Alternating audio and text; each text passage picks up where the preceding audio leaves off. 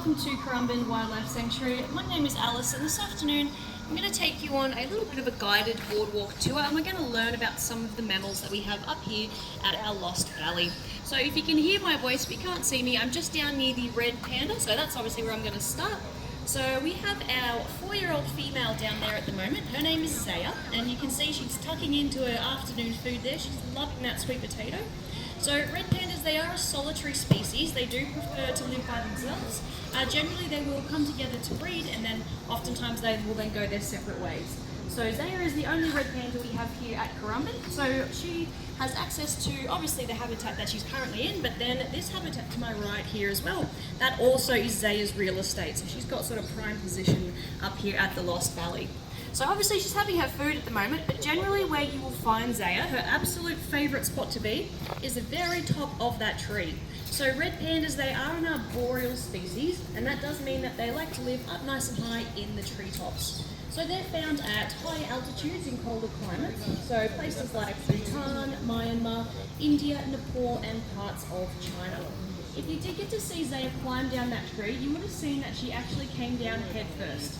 So it's very off-putting when we watch that. Obviously that's not how we would descend from a tree, but very well adapted for that descent. She does have some very sharp curved claws there. They are semi-retractable, so obviously great for gripping on. Underside of their paws as well, they're fully furred. So with your cats and your dogs, you can see those little individual paw pads that they have. If you could see the underside of Zaya's feet, you would just think she's wearing a couple of pairs of fluffy woolen socks. So that obviously helps keep her nice and warm when she's in those colder climates, but it does act as a bit of a grip as well. So it's almost like having Velcro on the soles of your feet. Helps with that climbing. Their wrists as well, they can rotate about 180 degrees, so obviously that means that she can maneuver them around the trunk of that tree. Very, very easy for her to climb straight up and down that. You'll probably get to see her go up a little bit later, and she's very quick. She will be up that in seconds. So very well adapted to that treetops lifestyle.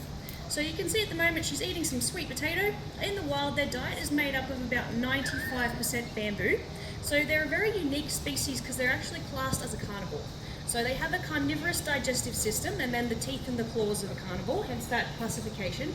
But they do eat bamboo. So anywhere between about 1.5 to 2 kilos of bamboo leaf every single day. And that is because obviously having that carnivorous digestive system, they're not designed to process that bamboo and get the nutrition out of it. And that is why they do have to eat so much of it. So we cut bamboo every day fresh for Zaya, and we give her as much as she can possibly want. Red pandas though, they're very fussy with their bamboo. So lots and lots of different species of bamboo, and each individual panda, they have their own tastes as we do. So as much as we give her, there's generally going to be a whole lot of waste. There's going to be stuff she doesn't touch, which is fine, but we then do supplement her diet. So you can see she does have that plate of food down there at the moment.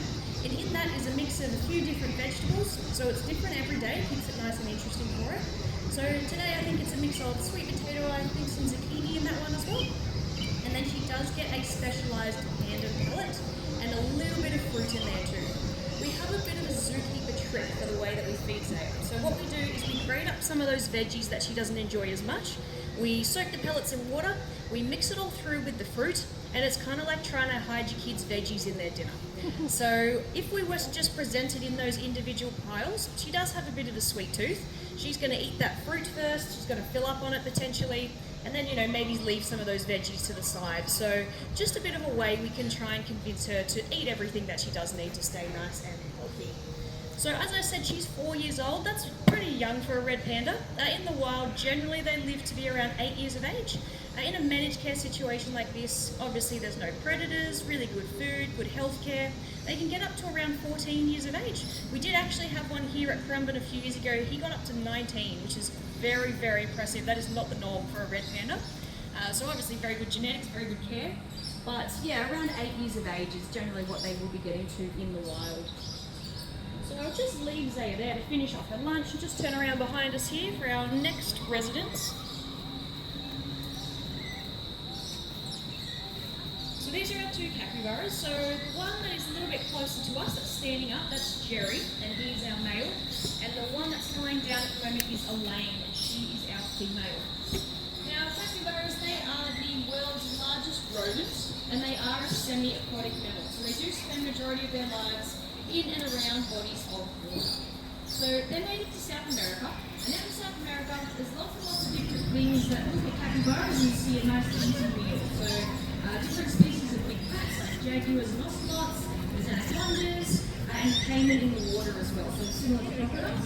So lots and lots of different things that they're sort of contending with, just trying to stay alive in there.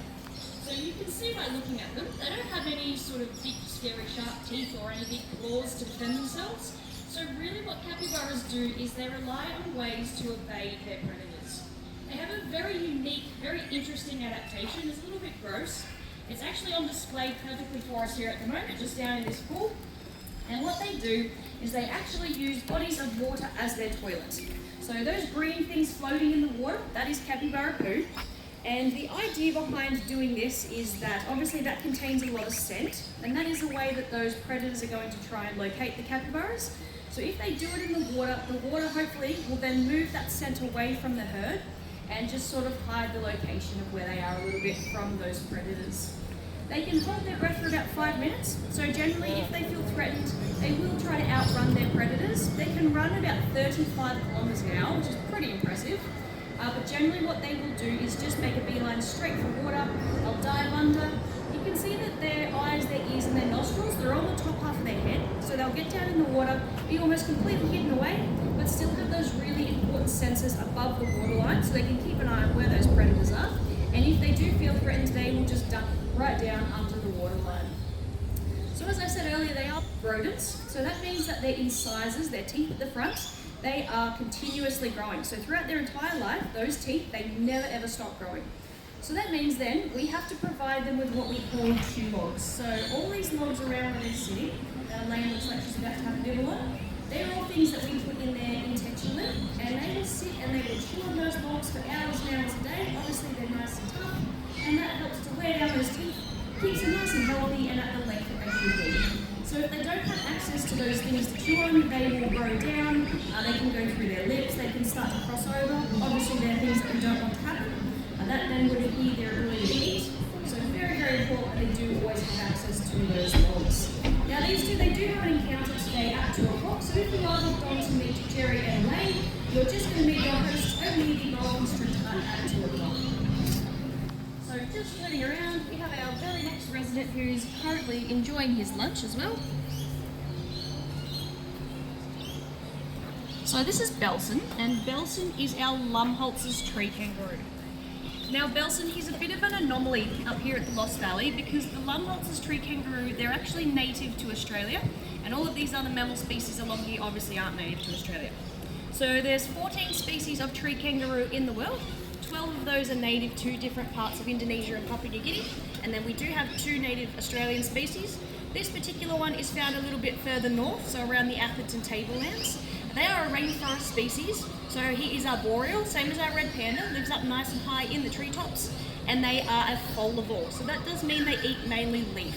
So you can see he has all these different pots of leaf around his perches and his platforms and that sort of thing, and that is what we call browse, and we give him fresh browse every day, twice a day, lots and lots of different species. He's very fussy again, we've got a bit of a theme going on here, very fussy with his food, so we will give him all these different species, and some days he will eat every single leaf of one particular species, the next day he won't even look at it. So super important that we do provide him with that variety, and then he can just sort of pick and choose what he does want to eat. We supplement his diet as well, so same as our red panda, and that just again to make sure he's getting all of his nutritional requirements met, lots and lots of different leafy greens, lots and lots of veggies, so he is a very, very healthy individual. So we estimate Belson to be around 16 years of age. That's quite old for a tree kangaroo. The reason it is an estimation is because Belson did come to us from the wild. So unfortunately there is something going on up north with these tree kangaroos, and a lot of them suffer from what we call a tree kangaroo blindness. Now they're not sure what causes this, there's lots of different theories, quite a bit of research has gone into it as well. They can't quite pinpoint what it is exactly though. But essentially what happens is they become almost completely blind, and then obviously very disorientated. They end up in places they shouldn't be. So they end up in people's backyards, they come into contact with dogs unfortunately, which is not a good thing. And then in Belson's case, they end up on the road sometimes, and then unfortunately they can get hit by cars. So Belson, he was rescued and rehabilitated, but he did suffer some injuries and some long-term damage that deemed him unreleasable. So he now lives here with us at Currumbin. He gets 5-star room service every day, twice a day, and obviously we're very lucky to have him as well. So it's a bit of a win-win situation for us. So we'll just move on to our very last resident. She's looking very sleepy and uninterested this afternoon.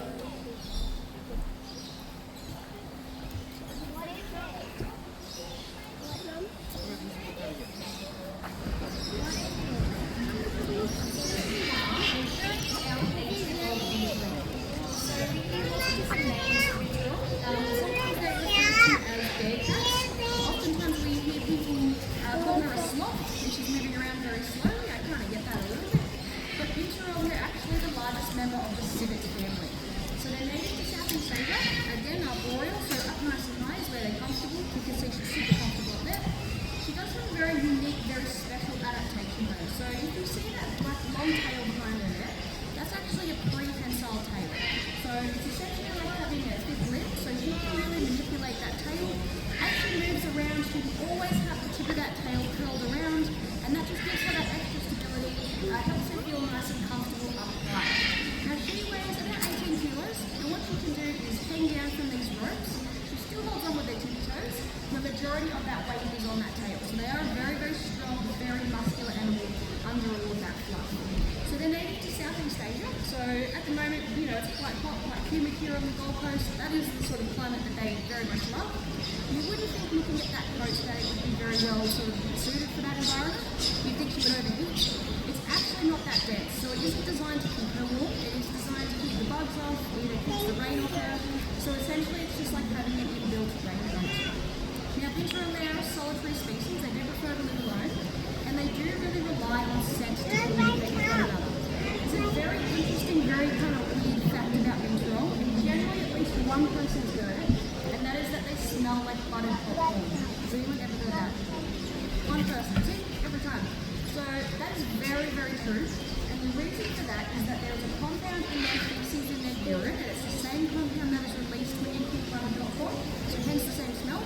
It's very conflicting when you're in there, you're picking up an arm's poo, you can smell buttered popcorn, you're thinking how amazing that smells, and then you sort of remember where that smell is actually coming from. So it's a bit of a weird one, but they do use that to communicate with each other. This as well, they can use it as a deterrent if something is trying to predate them, so it's just very overwhelming sense when you are down there near her. So then an omnivore, they do eat mainly fruit. They will eat a small bird or mammal if they can catch it. Very opportunistic hunters. She's not necessarily going to go out looking to hunt something, but if the opportunity did present itself, it's certainly something that she would take. I might leave it there, guys. I'll hang around if anyone has any questions, but otherwise, enjoy the rest of your day here at Currumbin Wildlife Sanctuary. Thank you.